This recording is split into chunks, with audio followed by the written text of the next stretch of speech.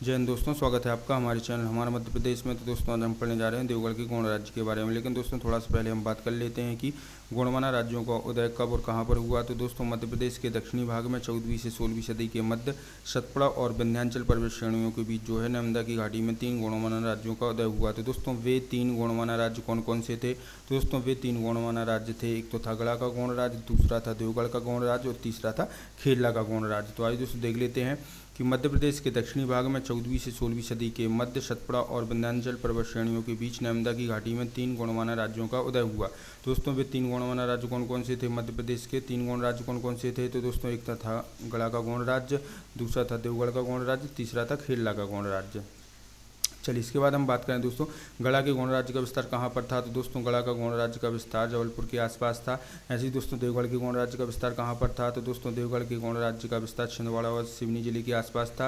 ऐसे ही दोस्तों खेरला के गोंड राज्य का विस्तार कहाँ पर था? तो दोस्तों खेरला का गोंड राज्य का विस्तार बैतूल जिले के आसपास था। तो आइए दोस्तों बात करें देवगढ़ के गोंड राज्य की।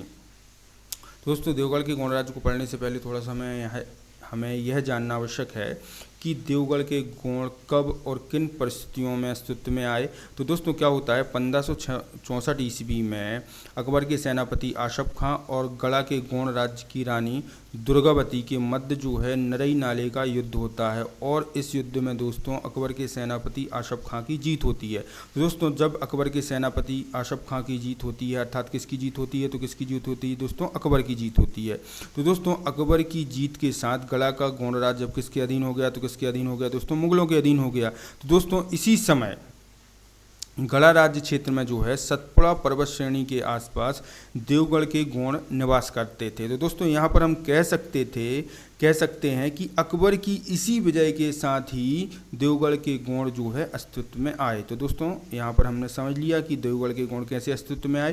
तो आज दोस्तों देख लेते हैं कि 1564 ईस्वी में जब अकबर ने विजय प्राप्त की तो गढ़ा का गोंड राज्य मुगलों के अधीन हो गया। और दोस्तों इसी समय गोंड राज्य क्षेत्र में सतपुड़ा पर्वत श्रेणी के आसपास देवगढ़ के गोंड निवास करते थे जो अकबर की इस विजय के साथ अस्तित्व में आए। ठीक है, अब दोस्तों देवगढ़ के गोंड राज्य के पहले और महत्वपूर्ण राजा के बारे में हम पढ़ेंगे जिसका नाम है जाटवा प्रथम, जिसको हम ध्रुवा राजा के नाम से भी जानते हैं। इसका शासनकाल कब से कब तक रहा? तो दोस्तों इसका शासनकाल 1580 से 1620 ईस्वी के मध्य रहा। तो आइए दोस्तों बात करें जाटवा प्रथम की। दोस्तों सबसे पहले हम बात करें कि जाटवा प्रथम का जन्म कहाँ पर हुआ माना जाता है। तो दोस्तों जाटवा प्रथम का जन्म छिंदवाड़ा के आसपास राजखोह नामक गांव में हुआ माना जाता है। इसके बाद हम बात करें दोस्तों कि देवगढ़ के गोंड राज्य का वास्तविक संस्थापक किसे माना जाता है। तो दोस्तों देवगढ़ के गोंड राज्य का वास्तविक संस्थापक जाटवा प्रथम को ही माना जाता है। तो आइए दोस्तों देख लेते हैं कि जाटवा प्रथम या ध्रुवा राजा का जन्म छिंदवाड़ा के आसपास राजखोह नामक गांव में हुआ माना जाता है। इसके बाद हम बात करें दोस्तों कि देवगढ़ के गोंड राज्य का वास्तविक संस्थापक कौन था। तो दोस्तों देवगढ़ के गोंड राज्य का वास्तविक संस्थापक जाटवा प्रथम को ही माना जाता है। चलिए इसके बाद हम बात करें दोस्तों कि जाटवा प्रथम देवगढ़ का पहला ऐसा शासक था जिसका उल्लेख ऐतिहासिक ग्रंथों में या फिर इतिहास में निर्विवाद रूप में मिलता है। जैसे कि हम बात करें दोस्तों कि देवगढ़ के शासक के रूप में जाटवा का प्रथम का उल्लेख जो है अकबरनामा और आईने अकबरी जैसे ऐतिहासिक ग्रंथों में मिलता है। जैसे कि हम बात करें दोस्तों अकबरनामा में क्या कहा गया है। तो दोस्तों अकबरनामा में कहा गया है कि 16वीं शताब्दी के अंत में हरियागढ़ में जाटवा प्रथम एक कुशल शासक हुआ है। ऐसे ही दोस्तों अबुल फजल की आईने अकबरी में क्या कहा गया है। तो दोस्तों अबुल फजल की आईने अकबरी में कहा गया है कि खेरला के पूर्व में एक जमींदार है जिसका नाम जाटवा प्रथम है जो 2000 अश्वरोही 50,000 पैदल सैनिकों और 100 से अधिक हाथियों का स्वामी है। और दोस्तों इसके समस्त सैनिक कौन है। तो दोस्तों इसके समस्त सैनिक गौण हैं। तो दोस्तों ये था जाटवा प्रथम का ऐतिहासिक विवरण। तो आइए दोस्तों देख लेते हैं कि जाटवा प्रथम देवगढ़ का पहला ऐसा शासक था जिसका उल्लेख निर्विवाद रूप में इतिहास में मिलता है। अब दोस्तों वे ऐतिहासिक ग्रंथ जिसमें जाटवा प्रथम का उल्लेख मिलता है। तो दोस्तों देवगढ़ के शासक के रूप में जाटवा प्रथम का उल्लेख अकबरनामा और आईने अकबरी दोनों में मिलता है। अब दोस्तों अकबरनामा में क्या कहा गया है। तो दोस्तों अकबरनामा के अनुसार 16वीं शताब्दी के अंत में हरियागढ़ में जाटवा एक कुशल शासक था। ऐसे ही दोस्तों अबुल फजल की आईने अकबरी में क्या कहा गया है। तो दोस्तों अबुल फजल की आईने अकबरी में के अनुसार खेरला के पूर्व में एक जमींदार है जिसका नाम जाटवा प्रथम है जो 2000 अश्वारोही 50,000 पैदल सैनिकों और 100 से अधिक हाथियों का स्वामी है। और दोस्तों इसके समस्त सैनिक कौन है। तो दोस्तों इसके समस्त सैनिक गौण हैं। ठीक। चलिए इसके बाद हम बात करें दोस्तों कि जाटवा प्रथम के राज्य का विस्तार या फिर जाटवा प्रथम का राज्य कहाँ से कहाँ तक विस्तृत था। तो दोस्तों जाटवा प्रथम का राज्य उत्तर में छपारा, दक्षिण में चांदा, उत्तर में छपारा से लेकर दक्षिण में चांदा तक, और दोस्तों पूर्व में बैनगंगा नदी से लेकर पश्चिम में वर्धा नदी तक विस्तृत था। तो आज दोस्तों देख लेते हैं कि जाटवा प्रथम के राज्य का विस्तार कहाँ से कहाँ तक था। तो दोस्तों जाटवा प्रथम का राज्य उत्तर में छपारा से लेकर दक्षिण में चांदा तक एवं पूर्व में बैनगंगा नदी व पश्चिम में वर्धा नदी तक विस्तृत है। ठीक। चलिए इसके बाद हम बात करें दोस्तों कि जाटवा प्रथम ने सिक्के चलाए थे, और दोस्तों जाटवा प्रथम ने जो सिक्के चलाए थे उसमें उसने स्वयं को कौन सी उपाधि दी थी। तो दोस्तों जाटवा प्रथम ने जो सिक्के चलाए थे उसमें उसने स्वयं को महाराजा की उपाधि दी थी। तो दोस्तों इस महाराजा की उपाधि से यह पता चलता है कि जाटवा प्रथम जो था वह एक ताकतवर व प्रभुत्व संपन्न शासक रहा होगा। अब दोस्तों इसके सिक्के हमें कहाँ के संग्रहालय में देखने को मिलते हैं। तो दोस्तों जाटवा प्रथम के 2 सिक्के हमें नागपुर के संग्रहालय में देखने को मिलते हैं। तो आज दोस्तों देख लेते हैं कि जाटवा प्रथम द्वारा चलाए गए सिक्कों में इसने स्वयं को महाराजा की उपाधि दी थी। इसके 2 सिक्के हमें नागपुर के संग्रहालय में रखे हुए हैं। इससे यह पता चलता है कि दोस्तों यह एक ताकतवर और प्रभुत्व संपन्न शासक रहा होगा। ठीक है। चलिए इसके बाद हम बात करें दोस्तों गड़ा के गौड़ राज्य का शासक, इसका समकालीन था, उसका नाम क्या था। तो दोस्तों गड़ा के गौड़ राज्य का शासक प्रेम शाह इसका समकालीन था। तो आज दोस्तों देख लेते हैं कि गड़ा के गौड़ राज्य का शासक प्रेम शाह इसका समकालीन था। इसके बाद हम बात करें दोस्तों कि जाटवा प्रथम के कितने पुत्र थे। तो दोस्तों जाटवा प्रथम के 3 पुत्र थे, एक तो था दलशाह, दूसरा था कोकशाह और तीसरा था दुर्गशाह। चलिए इसके बाद हम बात करें दोस्तों देवगढ़ के किले की। तो दोस्तों देवगढ़ का किला कहाँ पर है। तो कहाँ पर दोस्तों छिंदवाड़ा में है। देवगढ़ के किले का निर्माण किसने करवाया। तो दोस्तों देवगढ़ के किले का निर्माण जाटवा प्रथम ने करवाया। इसके बाद हम बात करें दोस्तों देवगढ़ का किला किस वास्तुकला में बना है। तो दोस्तों देवगढ़ का किला मुगल वास्तुकला में बना है। इसके बाद हम बात करें दोस्तों कि देवगढ़ के किले के अंदर किस राजा की समाधि है। तो दोस्तों देवगढ़ के किले के अंदर जाटवा प्रथम या फिर धुरवा राजा की समाधि है। तो आज दोस्तों देख लेते हैं कि देवगढ़ का किला, देवगढ़ के किले के बारे में। दोस्तों देवगढ़ का किला किस जिले में है। तो दोस्तों देवगढ़ का किला छिंदवाड़ा जिले में स्थित है। इसके बाद हम बात करें दोस्तों कि ऐसा माना जाता है कि इस किले का निर्माण देवगढ़ के प्रतापी राजा जाटवा प्रथम द्वारा करवाया गया था, जो कि बाद में गौड़ वंश की राजधानी बना रहा। इसके बाद हम बात करें दोस्तों कि यह किला एक पहाड़ी पर निर्मित है और किस वास्तुकला में बना है। तो दोस्तों जो मुगल वास्तुकला से संबंधित है। इसके बाद हम बात करें दोस्तों इस किले के अंदर किसकी समाधि है। तो दोस्तों इस किले में धुरवा राजा की समाधि है, जिसे हम जाटवा प्रथम के नाम से भी जानते हैं। चलिए इसके बाद हम बात करें दोस्तों दलशाह की। तो दोस्तों दलशाह का शासनकाल कब से कब तक रहा। तो दोस्तों दलशाह का शासनकाल 1620 ईस्वी से 1634 ईस्वी तक रहा। ठीक है। तो दोस्तों बात करें दलशाह की। तो दोस्तों जाटवा प्रथम के पश्चात उसका बड़ा पुत्र दलशाह जो है देवगढ़ के गौड़ राज्य का अगला शासक बना। अब दोस्तों दलशाह ने जो है किसे अपनी राजधानी बनाया था। तो दोस्तों दलशाह ने जो है चौरागढ़ को अपनी राजधानी बनाया था। दोस्तों चौरागढ़ वर्तमान में किस जिले में है। तो दोस्तों चौरागढ़ वर्तमान में नरसिंहपुर जिले में है। और दोस्तों चौरागढ़ को वर्तमान में किस नाम से जाना जाता है। तो दोस्तों चौरागढ़ को वर्तमान में चौगान नाम से जाना जाता है। तो दोस्तों ये हो गया दलशाह के बारे में, इसके बारे में इतना ही है। तो दोस्तों आइए देख लेते हैं कि जाटवा प्रथम का ज्येष्ठ पुत्र अर्थात बड़ा पुत्र दलशाह अगला शासक बना। इसने अपनी राजधानी चौरागढ़ को बनाई थी, जो वर्तमान में किस जिले में है। तो दोस्तों जो वर्तमान में नरसिंहपुर जिले में स्थित है। और दोस्तों इसे वर्तमान किस नाम से जाना जाता है। तो दोस्तों इसे वर्तमान में चौगान नाम से जाना जाता है। ठीक है। दलशाह के बारे में हो गया। अब बात करें दोस्तों कोकशाह प्रथम की। दोस्तों कोकशाह प्रथम का शासनकाल कब से कब तक था। तो दोस्तों कोकशाह प्रथम का शासनकाल 1634 ईस्वी से 1640 ईस्वी के मध्य रहा। तो आइए दोस्तों बात करें कोकशाह की। तो दोस्तों दलशाह के पश्चात जो है देवगढ़ के गौड़ राज्य का अगला शासक कौन बना। तो कौन बना दोस्तों कोकशाह बना। अब दोस्तों कोकशाह इस समय कहाँ पर होगा। तो दोस्तों कोकशाह इस समय अपनी राजधानी चौरागढ़ में होगा। ठीक। अब दोस्तों इसी समय नागपुर का किला किस राज्य के अधीन आता था। तो दोस्तों इसी समय नागपुर का किला देवगढ़ राज्य के अधीन आता था। अब दोस्तों क्या हुआ कि इसके शासनकाल में अर्थात कोकशाह प्रथम के शासनकाल में मुगल सेनापति खान दौरान ने जो है देवगढ़ राज्य के नागपुर के किले पर हमला कर दिया और किले को अपने कब्जे में ले लिया। तो दोस्तों जब खान दौरान ने नागपुर का किला अपने कब्जे में ले लिया तो कोकशाह प्रथम ने क्या किया। तो दोस्तों कोकशाह प्रथम इस स्थिति में नागपुर जा पहुंचा और दोस्तों वहां पर उसने मुगल सेनापति से समझौता किया और समझौते के तहत कोकशाह प्रथम ने मुगल सेनापति खान दौरान को 175 हाथी और 1.5 लाख रुपए नकद देकर नागपुर का किला वापस ले लिया। तो दोस्तों एक था कोकशाह प्रथम के बारे में। तो आज दोस्तों देख लेते हैं कि दलशाह के पश्चात कोकशाह अगला शासक बना। इसके बाद हम बात करें दोस्तों कि नागपुर नागपुर का किला किस राज्य के अधीन था? तो दोस्तों नागपुर का किला देवगढ़ राज्य के अधीन आता था। अब दोस्तों कोकसाय प्रथम शासक बना तब वो कहाँ पर था? तो दोस्तों तब वह चौरागढ़ में था। अब दोस्तों कोकशाह प्रथम के शासनकाल में मुगल सेनापति खान-ए-दौरान ने देवगढ़ राज्य के नागपुर के किले पर हमला कर दिया, वह किले को अपने कब्जे में ले लिया। अर्थात दोस्तों नागपुर का किला किसके अधीन हो गया? तो दोस्तों इस प्रकार नागपुर का किला मुगलों के अधीन हो गया। किंतु दोस्तों बाद में कोकशाह प्रथम ने नागपुर जाकर मुगल सेनापति से समझौता किया, वह 175 हाथी और 1.5 लाख रुपये देकर नागपुर का किला वापस प्राप्त कर लिया। ठीक है, तो दोस्तों ये हो गया कोकशाह प्रथम के बारे में। अब बात करें हम दोस्तों केसरी शाह या फिर जाटवा द्वितीय की। दोस्तों केसरी शाह या जाटवा द्वितीय का शासनकाल कब से कब तक रहा? तो दोस्तों केसरी शाह या फिर जाटवा द्वितीय का शासनकाल 1640 ईस्वी से 1660 ईस्वी के मध्य रहा। तो आइए दोस्तों बात करें केसरी शाह की। तो दोस्तों कोकशाह प्रथम के पश्चात उसका पुत्र केसरी शाह जो है देवगढ़ के गौड़ राज्य का अगला शासक बना। अब दोस्तों केसरी शाह के शासनकाल में क्या हुआ? तो दोस्तों केसरी शाह के शासनकाल में समृद्ध गौड़ राज्य जो था वह मद्यपान व विलासिता के कुएं में डूबता गया। अब दोस्तों जब गौड़ साम्राज्य मद्यपान व विलासिता के कुएं में डूब रहा था तो दोस्तों हम कह सकते हैं कि यह वंश अब दमन की ओर अपने कदम आगे बढ़ा रहा था। ठीक है, इसके बाद हम बात करें दोस्तों कि केसरी शाह ने जो है केसरी शाह जो था वह मुगलों की लगान की राशि देने में असमर्थ रहा। तो दोस्तों जब वह मुगलों की लगान की राशि देने में असमर्थ रहा तो दोस्तों 1658 ईस्वी में मुगल सेनापति मिर्जावान ने जो है देवगढ़ राज्य पर आक्रमण कर दिया। और दोस्तों आक्रमण करके यहाँ पर मुगल सेनापति मिर्जावान ने केसरी शाह से मुगलों का समस्त बकाया लगान वसूल भी किया था। ठीक है, तो ये हो गया दोस्तों केसरी शाह के बारे में। तो आइए दोस्तों देख लेते हैं कि कोकशाह प्रथम के पश्चात इसका पुत्र केसरी शाह जो है देवगढ़ का अगला शासक बना।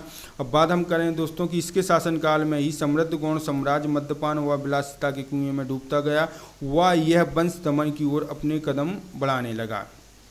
ठीक है, अब इसके बाद हम बात करें दोस्तों समय पर मुगलों की लगान की राशि नहीं दे पाने के कारण 1658 ईस्वी में मुगल सेनापति मिर्जावान ने देवगढ़ पर आक्रमण कर दिया, वह समस्त बकाया लगान की राशि वसूल ली। किससे दोस्तों? केसरी शाह से। ठीक, तो ये हो गया दोस्तों केसरी शाह के बारे में। अब हम बात करें दोस्तों कोकशाह द्वितीय की, या फिर दोस्तों हम इसको गोरख शाह के नाम से भी जानते हैं। तो दोस्तों कोकशाह द्वितीय का शासनकाल कब से कब तक था? दोस्तों कोकशाह द्वितीय का शासनकाल 1600 ईस्वी से 1669 ईस्वी तक था। तो आइए दोस्तों बात करें कोकशाह द्वितीय की। तो दोस्तों कोकशाह द्वितीय जो था यह केसरी शाह का पुत्र था, जो कि केसरी शाह के पश्चात देवगढ़ के गौड़ राज्य का अगला शासक बना। अब दोस्तों मुगल सम्राट औरंगजेब किसका समकालीन था? तो दोस्तों मुगल सम्राट औरंगजेब जो था वह कोकशाह द्वितीय का समकालीन था। तो आइए दोस्तों देख लेते हैं कि यह केसरी शाह का पुत्र था जिसने देवगढ़ पर शासन किया। अब इसके पश्चात हम बात करें दोस्तों औरंगजेब जो था इसका समकालीन मुगल सम्राट था।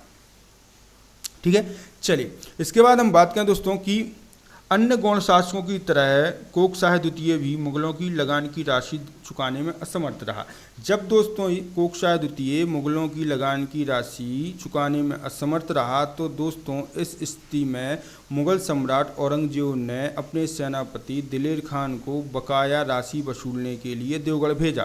तो दोस्तों यहाँ पर देवगढ़ आकर दिलेर खान ने बकायदा कोकशाह द्वितीय से अपनी बकाया लगान की राशि के रूप में 15 लाख रुपए प्राप्त किए। तो आइए दोस्तों देख लेते हैं कि अन्य गौड़ शासकों की तरह यह अर्थात कोकशाह द्वितीय भी लगान की राशि चुकाने में असमर्थ रहा। तो दोस्तों इस स्थिति में औरंगजेब ने क्या किया? तो दोस्तों औरंगजेब ने सेनापति दिलेर खान को बकाया राशि की वसूली के लिए भेजा, जहां दिलेर खान ने 15 लाख रुपये प्राप्त किए। किससे? कोकशाह द्वितीय से। अब दोस्तों 1669 ईस्वी में पुनः यह स्थिति बनती है कि कोकशाह द्वितीय पुनः लगान की राशि देने में असमर्थ रहता है। तो दोस्तों इस स्थिति में 1669 ईस्वी में कोकशाह द्वितीय पर दिलेर खान ने आक्रमण कर दिया और देवगढ़ राज्य को जीत लिया। जब उसने देवगढ़ राज्य को जीत लिया तो दोस्तों देवगढ़ राज्य किसके अधीन हो गया? तो दोस्तों देवगढ़ राज्य मुगलों के अधीन हो गया। और दोस्तों यहाँ पर दिलेर खान ने क्या किया? तो दोस्तों यहाँ पर दिलेर खान ने कोकशाह द्वितीय के 2 पुत्रों को अमानत के रूप में अपने पास रख लिया और उनका धर्म परिवर्तन करके उन्हें मुस्लिम बना दिया। ठीक है, अब जब इस कोकशाह द्वितीय के 2 पुत्रों को मुस्लिम बना दिया तो दोस्तों औरंगजेब ने क्या किया? तो दोस्तों औरंगजेब ने कोकसाय द्वितीय या फिर गोरखसाय के 2 पुत्रों में से एक पुत्र को इस्लाम यार खान के नाम से गोरखसाय अर्थात कोकसाय द्वितीय की जगह पर बिठाया। कहाँ पर? देवगढ़ की गद्दी पर। और यहाँ पर दोस्तों, यहाँ पर औरंगजेब ने देवगढ़ का नाम भी परिवर्तित कर दिया। यहाँ पर औरंगजेब ने देवगढ़ का नाम परिवर्तित करके इस्लामगढ़ रख दिया। ठीक, तो आगे समझ दो दोस्तों। तो आइए दोस्तों देख लेते हैं कि 1669 ईस्वी में पुनः लगान चुकाने में असमर्थ होने पर कोकसाय द्वितीय पर दिलेर खान ने आक्रमण किया व जीता। किसको? देवगढ़ राज्य को। तब से देवगढ़ का शासन मुगलों द्वारा किया जाने लगा। अब दोस्तों जिसके बाद दिलेर खान ने अमानत के रूप में कोकसाय द्वितीय के 2 पुत्रों को मुस्लिम बनाकर रख लिया। अब दोस्तों इन्हीं 2 पुत्रों में से औरंगजेब एक को जो है देवगढ़ का अगला शासक बना देता है। तो दोस्तों औरंगजेब ने गोरखसाय अर्थात कोकसाय द्वितीय के 2 पुत्रों में से एक पुत्र को इस्लाम यार खान के नाम से गोरखसाय द्वितीय अर्थात कोकसाय द्वितीय की जगह पर बिठाया तथा देवगढ़ को भी अब यहाँ पर दोस्तों इस्लामगढ़ कहा जाने लगा। तो दोस्तों एक था कोकसाय द्वितीय के बारे में। अब हम बात करें दोस्तों इस्लाम यार खान की। तो दोस्तों इस्लाम यार खान जो है देवगढ़ की गद्दी पर धर्म परिवर्तन करके बैठा था। अब यहाँ पर दोस्तों हमें ये याद रखना है कि औरंगजेब ने जो है कोकसाय द्वितीय के 2 पुत्रों को अपने पास बुलाकर उनका धर्म परिवर्तन किया था। दोस्तों वे 2 पुत्र थे, इस्लाम यार खान और दीदार खान। अब दोस्तों कोकसाय द्वितीय के 5 पुत्र थे। इन 5 पुत्रों में से एक पुत्र और औरंगजेब के पास पहुंचा। क्यों? क्योंकि दोस्तों उसको गद्दी की चाहत थी। तो दोस्तों इन 5 पुत्रों में से एक पुत्र महीपत शाह औरंगजेब के पास पहुँचा गद्दी की चाहत में, और उसने भी दोस्तों इस्लाम धर्म स्वीकार कर लिया था। ठीक है, इसके बाद दोस्तों यहाँ पर हमें इस्लाम यार खान के बारे में ज़्यादा पढ़ना नहीं है। इसकी मृत्यु क्यों? क्योंकि दोस्तों इसकी मृत्यु 1680 में हो जाती है, 1680 ईस्वी में हो जाती है। तो आइए दोस्तों देख लेते हैं इस्लाम यार खान के बारे में। तो दोस्तों इस्लाम यार खान का शासनकाल कब से कब तक रहा? तो दोस्तों इस्लाम यार खान का शासनकाल 1669 ईस्वी 1680 ईस्वी की मध्य रहा। तो आइए दोस्तों देखें, इस्लाम यार खान जो था देवगढ़ की गद्दी पर धर्म परिवर्तन कर बैठ सका था। अतः इसके एक भाई महीपत शाह ने गद्दी की चाहत में इस्लाम धर्म को स्वीकार कर लिया। अब दोस्तों इस महीपत शाह को जो है हम आगे पढ़ने वाले हैं। इसको ही दोस्तों राजा बख्त बुलंद के नाम से इतिहास में जाना जाता है। और दोस्तों यही महीपत शाह अर्थात राजा बख्त बुलंद जो है देवगढ़ के गोंड राज्य का एक प्रबल और महान प्रतापी शासक सिद्ध हुआ था। ठीक है, इसके बाद हम बात करें दोस्तों कि इस्लाम यार की मृत्यु 1680 ईस्वी में हो गई थी। इसके बाद हम बात करें दोस्तों दीनदार शाह या दीदार खान की। दोस्तों दीनदार शाह या दीदार खान का शासनकाल 2 भागों में विभक्त है। एक तो है 1680 से 1686 ईस्वी तक, और दूसरा है 1691 ईस्वी से 1695 ईस्वी तक। दोस्तों क्या होता है कि 1680 ईस्वी में इस्लाम यार खान की मृत्यु के पश्चात उसका भाई दीनदार खान जो है देवगढ़ के सिंहासन पर बैठा। किंतु दोस्तों इसके शासनकाल के 6 वर्ष पश्चात जो है 1686 ईस्वी में औरंगजेब ने देवगढ़ की सत्ता राजा बख्त बुलंद को सौंप दी थी। इस प्रकार दोस्तों इसका पहला शासनकाल 1680 से 1686 ईस्वी तक रहा। लेकिन दोस्तों पुनः यह एक बार 1691 ईस्वी में शासक बना और उसने दोस्तों 1695 ईस्वी तक शासन किया। इस प्रकार यह दोस्तों इसका दूसरा शासनकाल था। तो आज दोस्तों देख लेते हैं कि 1680 ईस्वी में इस्लाम यार खान की मृत्यु के पश्चात उसका भाई दीनदार खान देवगढ़ के सिंहासन पर बैठा। किंतु इसके शासनकाल के 6वें वर्ष पश्चात 1686 ईस्वी में औरंगजेब ने देवगढ़ की सत्ता राजा बख्त बुलंद को सौंप दी। लेकिन दोस्तों यह एक बार पुनः 1691 ईस्वी में शासक बना हुआ। 1695 ईस्वी तक इसने शासन किया। अब बात करें दोस्तों इस वंश के महत्वपूर्ण शासक महीपत शाह की, जिसको दोस्तों हम राजा बख्त बुलंद के नाम से भी जानते हैं। तो आइए दोस्तों बात करें महीपत शाह या राजा बख्त बुलंद की। तो दोस्तों इसका शासनकाल भी 2 भागों में विभक्त है। दोस्तों इसका पहला शासनकाल था 1686 से 1691 ईस्वी तक, और दूसरा शासनकाल था दोस्तों 1695 ईस्वी से 1706 ईस्वी तक। तो आइए दोस्तों बात करें हम कि कोकसाय द्वितीय के कितने पुत्र थे। तो दोस्तों कोकसाय द्वितीय के 5 पुत्र थे। तो दोस्तों कोकसाय की मृत्यु के पश्चात इसके 5 पुत्रों में जो है सिंहासन प्राप्त करने के लिए संघर्ष शुरू हो गया। अब दोस्तों औरंगजेब ने जिन 2 पुत्रों को धर्म परिवर्तन किया था वह तो शासक बन चुके थे। तो दोस्तों कौन थे वो 2 पुत्र? तो दोस्तों 2 पुत्र थे वे इस्लाम यार खान और दीदार खान। अब दोस्तों सिंहासन की चाहत में इसका तीसरा पुत्र महीपत शाह किसके पास पहुंचा? तो किसके पास पहुंचा दोस्तों? औरंगजेब के पास पहुंचा। और दोस्तों औरंगजेब के पास पहुंचकर उसने जो है इस्लाम धर्म को स्वीकार कर लिया। जब दोस्तों इसने इस्लाम धर्म को स्वीकार कर लिया तो दोस्तों शर्त के अनुसार जो है औरंगजेब ने 1686 ईस्वी में इसको देवगढ़ का राजा बना दिया। तो आइए दोस्तों देख लेते हैं कि कोकसाय द्वितीय के 5 पुत्रों में से उसकी मृत्यु के पश्चात सिंहासन प्राप्त करने के लिए संघर्ष चल रहा था। औरंगजेब ने जिन 2 पुत्रों का धर्म परिवर्तन किया था वह शासक बन चुके थे। अब दोस्तों सिंहासन की आस में महिपत शाह ने औरंगजेब के पास जाकर इस्लाम धर्म स्वीकार कर लिया और शर्त के अनुसार जो है उसे 1686 ईस्वी में देवगढ़ का राजा बना दिया गया। किसे? महिपत शाह अर्थात राजा बख्त बुलंद को। अब दोस्तों औरंगजेब ने बख्त बुलंद को 1686 ईस्वी में देवगढ़ की जमींदारी व खिलत दी। अब इस प्रकार दोस्तों 1686 ईस्वी में महिपत शाह अर्थात राजा बख्त बुलंद जो है देवगढ़ का शासक बन गया। तो आइए दोस्तों अब आगे हम बात करें दोस्तों कि राजा बख्त बुलंद के शासनकाल में दोस्तों गढ़ा के गौड़ राज्य पर किसका शासन था। तो दोस्तों राजा बख्त बुलंद के शासनकाल में गढ़ा पर गौड़ राजा नरेंद्र शाह का शासन था। अब दोस्तों नरेंद्र शाह ने यहाँ पर क्या किया। तो दोस्तों नरेंद्र शाह ने यहाँ पर अपनी बड़ी बहन मान कुंवरी का विवाह किसके साथ किया। तो किसके साथ किया दोस्तों? बख्त बुलंद के साथ किया। तो दोस्तों नरेंद्र शाह ने देवगढ़ के शासक बख्त बुलंद के साथ अपनी बड़ी बहन मान कुंवरी का विवाह करके गढ़ा के गौड़ राज्य और देवगढ़ के गौड़ राज्य के मध्य मैत्रीपूर्ण संबंधों को और सुदृढ़ कर लिया था। तो आइए दोस्तों देख लेते हैं कि गढ़ा राज्य में इस समय गौड़ शासक नरेंद्र शाह शासन कर रहा था और इसी समय देवगढ़ में राजा बख्त बुलंद का शासन था। राजा बख्त बुलंद देवगढ़ के राज्य के इतिहास का सबसे प्रबल शासक था। इसी समय नरेंद्र शाह ने अपनी बड़ी बहन मान कुंवरी का विवाह बख्त बुलंद से करके दोनों राज्यों के मैत्रीपूर्ण संबंध और सुदृढ़ कर लिए।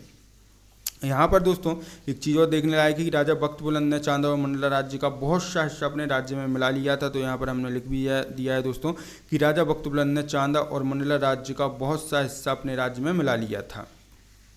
ठीक है, चलिए इसके बाद हम बात करें दोस्तों कि राजा बख्त बुलंद ने संकोचवश इस्लाम धर्म तो स्वीकार कर लिया था और उसने दोस्तों इस्लाम धर्म के अनुसार खान पान भी शुरू कर दिया था। लेकिन दोस्तों राजा बख्त बुलंद बेटी व्यवहार अभी भी राजगौड़ के हिसाब से करता था।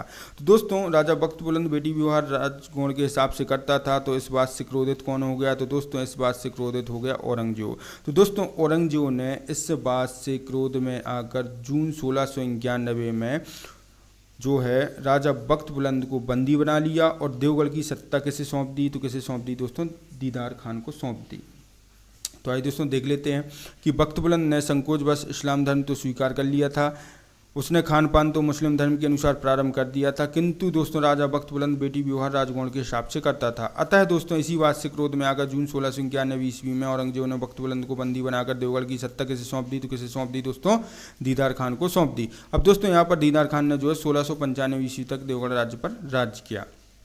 ठीक है, अब दोस्तों 1695 के पश्चात जो है राजा बख्त बुलंद 1696 ईस्वी में पुनः शासक बना और देवगढ़ राज्य पर उसका दोस्तों 1796 ईस्वी तक शासन चलता रहा।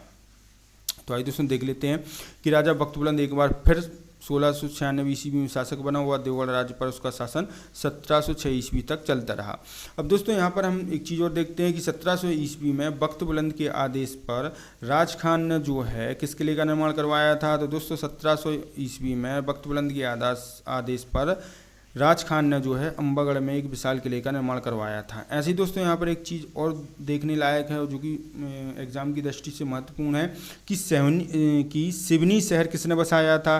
तो दोस्तों सिवनी शहर जो है राज खान पठान के एक वंशज मोहम्मद अमीर खान ने बसाया था। तो यहाँ पर हमने लिख भी दिया है दोस्तों कि 1774 ईस्वी में राज खान पठान के एक वंशज मोहम्मद अमीर खान ने सिवनी शहर बसाया था। तो आज दोस्तों देख लेते हैं कि 1700 ईस्वी में बख्त बुलंद के आदेश पर राज खान ने अम्बागढ़ में एक विशाल किले का निर्माण करवाया था।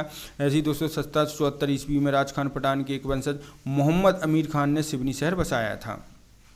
ठीक है, तो ये हो गया दोस्तों राजा बख्त बुलंद की बात करते हैं चांद सुल्तान की। तो दोस्तों चांद सुल्तान का शासनकाल कब से कब तक था। तो चांद सुल्तान का शासनकाल दोस्तों 1706 ईस्वी से 1739 ईस्वी के मध्य था। तो आज दोस्तों बात करें चांद सुल्तान की। तो दोस्तों राजा बख्त बुलंद के पश्चात उसका पुत्र चांद सुल्तान जो है देवगढ़ के गौड़ वंश का अगला शासक हुआ।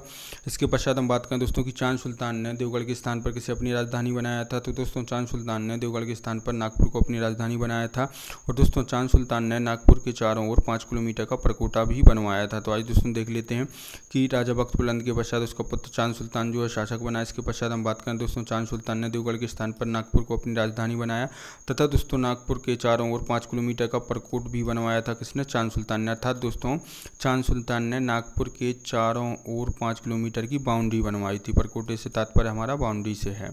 ठीक, इसके पश्चात हम बात करें दोस्तों कि नागपुर और भंडारा के भूभाग पर किसका आधिपत्य था। तो दोस्तों नागपुर और भंडारा के भूभाग पर चांद सुल्तान का आधिपत्य था और दोस्तों इसी समय बरार में कौन अपने पैर जमा चुके थे? तो दोस्तों इसी समय बरार में भोसले अपना पैर जमा चुके थे।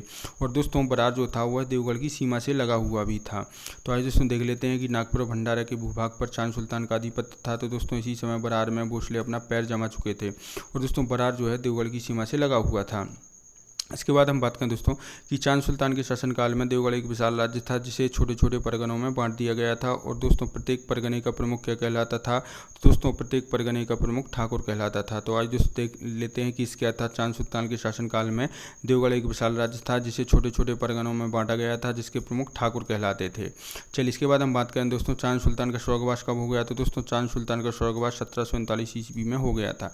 चलिए इसके बाद हम बात करें दोस्तों अन्य उत्तरवर्ती शासकों की, अर्थात दोस्तों चांद सुल्तान के पश्चात कौन कौन शासक हुए?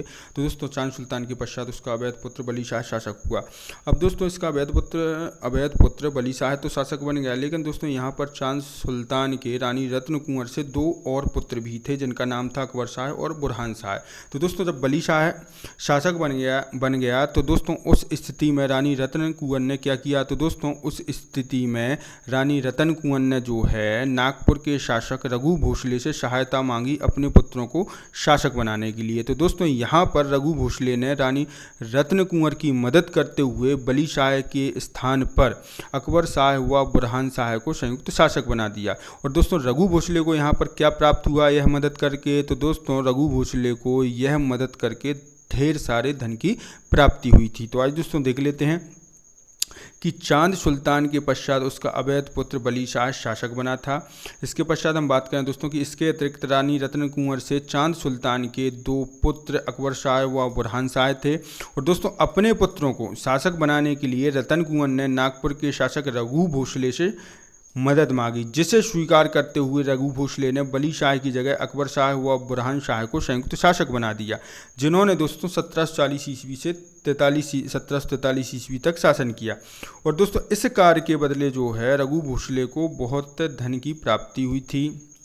अब दोस्तों ये दोनों शासक तो बन गए, लेकिन शासक बनने के कुछ समय पश्चात दोनों भाइयों में मतभेद हो गया। तो दोस्तों जब मतभेद हो गया तो यहाँ पर अकबर शाह ने सहायता मांगी निजामों से और बुरहान शाह ने सहायता मांगी रघु भोसले से।